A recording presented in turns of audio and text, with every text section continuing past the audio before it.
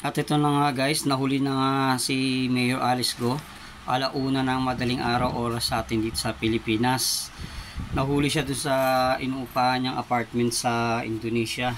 At mapapansin nga natin dito guys sa kuha ng CCTV sa airport ng Indonesia na may kasama si Mayor Alice Go na isang lalaki na pinaniniwan isa rin sa mga boss ng Lucky South 99 dyan sa Porac, Pampanga. Ito nga guys, napansin natin na nagpagupit si Mayor Alice Go para daw hindi siya masyadong makilala dyan sa Indonesia. Identity. Meron ng lumabas, nakita na yung na-share ang Indonesian police na talagang maiksi na ang buhok niya, nagpaputol ng buhok to conceal her identity. At ito nga yung unang hearing sa Senado ni Mayor Alice Go kung saan siya inakasuhan na sangkot sa na-raid na Pogo Hub sa Banban, Tarlac dyan sa Pampanga.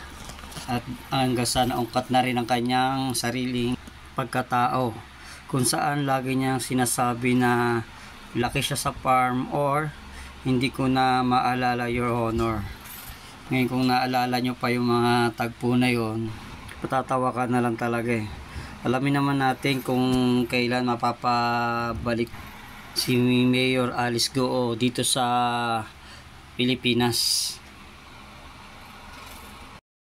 Pwedeng bukas, makalawa, maibalik na namin dito si Alice. Didiretso muna sa BI, Bureau of Immigration for immigration violations, and then ita-turn over sa amin, i-custody nga namin, ipoprocess namin, tsaka pa lang namin ipapasa sa Senate. Remember also na Senate warrant pa lang ang hawak namin against her.